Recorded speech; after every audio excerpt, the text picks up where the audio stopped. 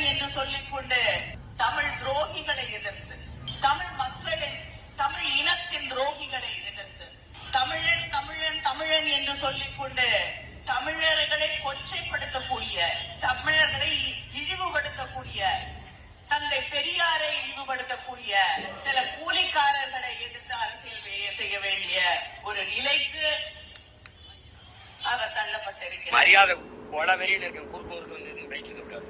சும்மா மரியாதை கொடுக்குறோம், கண்ணியமா இருக்கிற மக்கள் கூலினா என்ன இருங்க, கூலினா என்ன?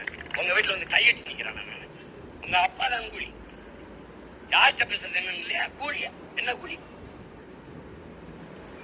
நீதான் என் மக்கள்கிட்ட 1000-500 பிச்சை காசு கொடுத்து ஓட்டு பறிக்கிற கூலி. நீ சரியான ஆளா இருந்தா ஓட்டுக்கு காசு கொடுக்காம நின்று கட்டுவாங்க.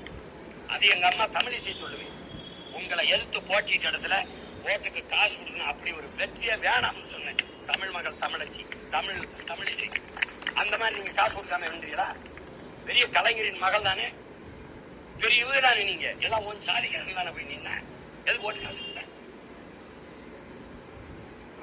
ஒழுங்கா பேசிட்டு ஒழுங்கா மரியாதை காப்பாற்று. ஏதாவது